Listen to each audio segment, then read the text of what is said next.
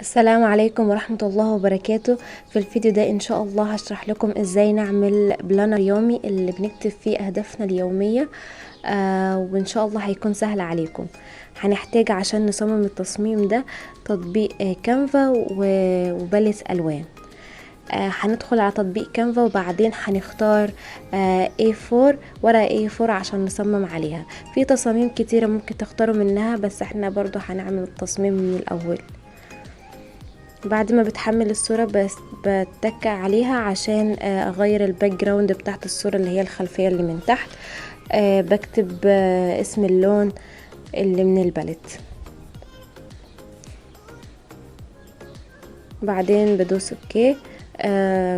بعد ما غيرت الخلفية هدوس على زائد وبعدين اليمنتيد، هكتب في السيرش سكوير، هدور على مربع، هختار المربع ده واغير اللون بتاعه للون فاتح من الباليت، هكتب اللون بتاعه هنا.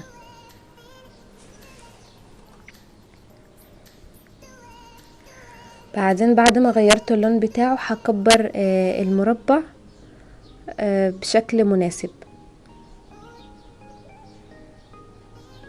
بعدين هدوس من الزائد وهدوس على ابلود وانزل صورة إليفانت الفيل، ودي الصورة دي انا حملتها من موقع BNG3. هسيب لكم الصورة دي في الوصف عشان تحملوها.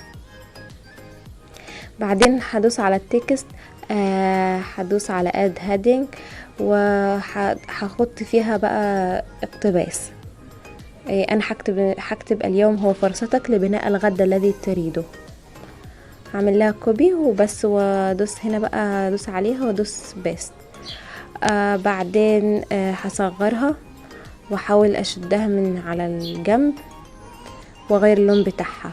هغير اللون بتاعها، الخط بتاعها قصدي، اسمه كايرو بولد.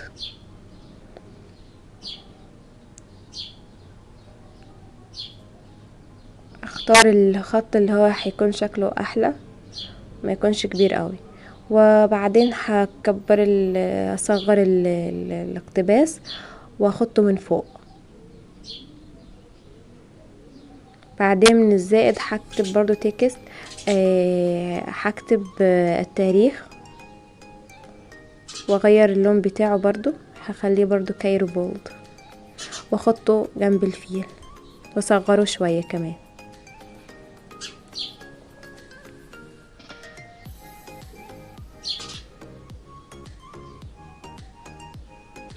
بعدين من اليمنتيد هكتب سكوير، وهغير لون المربع للون ازرق فاتح.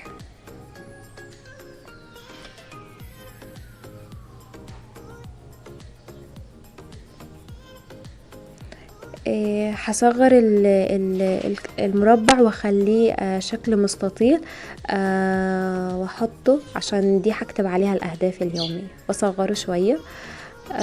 بعدين هعمل منها كوبي للمربع ده واحطه الناحية التانية، كمان هعمل منها كوبي واحطه من تحت.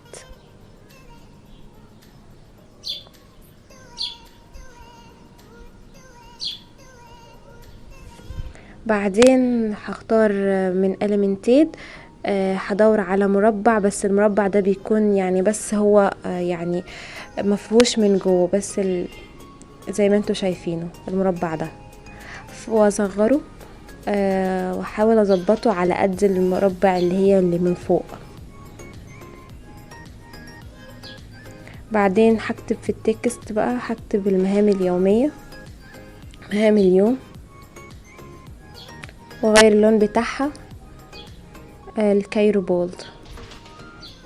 الخط اللي هو اللي احنا اخترناه، دايما نختار خط واحد او اتنين بس عشان يبقى التصميم حلو. بعدين هعمل برضو منها كوبي عشان يبقى نفس الخط ونفس مقاس الخط في الصورة في الحتة التانية، واكتب بقى اللي هي مثلا اهدافي لليوم وادوس صح. بعدين برضو هدوس على كوبي برضو تاني واحطها تحت وامسح الكلام ده واكتب انا ممتنة ليه.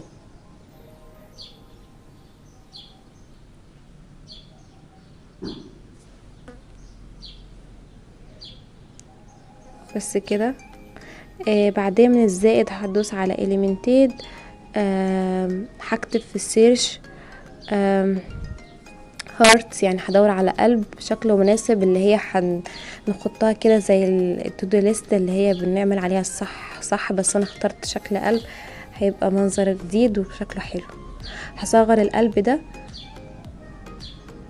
واكبر الصورة عشان توضح معايا، واصغره واخطه بقى، وهعمل منها كذا نسخة كوبي لحد اخر المهام بتاعه اليوم. هعمل كوبي، هعمل كوبي تاني كتير لحد الاخر.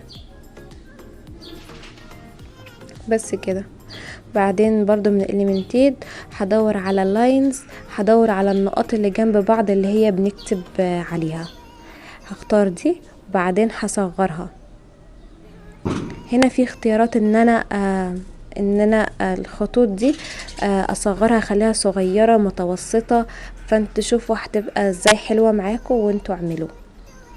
انا صغرتها لحد تقريبا مقاس 5، وهظبطها بقى اخليها جنب القلوب.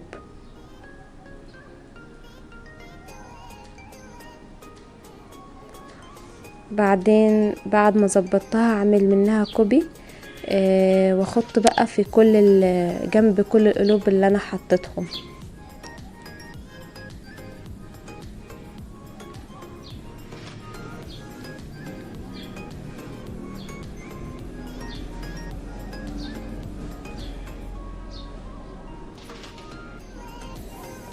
بعدين هدوس من الزائد ودوس على اليمنتيد، وهدور على ستروبيري، هدور على فراولة عشان ازين بيها الشكل. فانا اخترت الستروبيري دي، بس هي شكلها مش لايق قوي على الالوان، فانا هغيرها، هختار ستروبيري تانية. ففي طلع لي الاشكالات دي شكلهم شيك جدا وكيوت. فهختار اللي هي زي العنب دي واصغرها، واحطها اصغرها كمان، واحطها في اهداف اليوم، واعمل منها بقى كوبي. هعمل منها كذا واحدة واظبطها. بعدين من الزائد ومن اليمنتيد برضو هختار شكل برضو العنب دي واصغرها واحطها من تحت.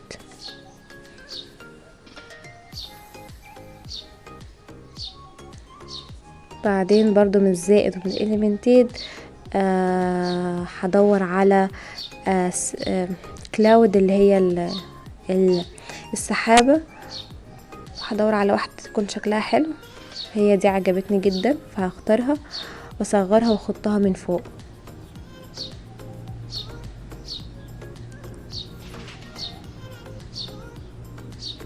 بس كده وظبطت. فاضل اخر حاجة هختار التكست وهكتب 2021 واصغرها شوية واحطها فوق الفيل.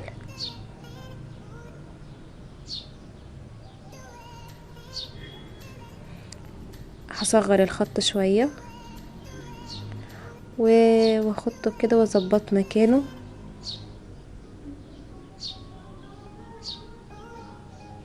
بس كده. بعدين بروح احفظ الصورة، بدوس سيف كده اتحفظت الصورة. شكرا لكم ولوقتكم، اتمنى تكونوا بخير دايما. مع السلامة.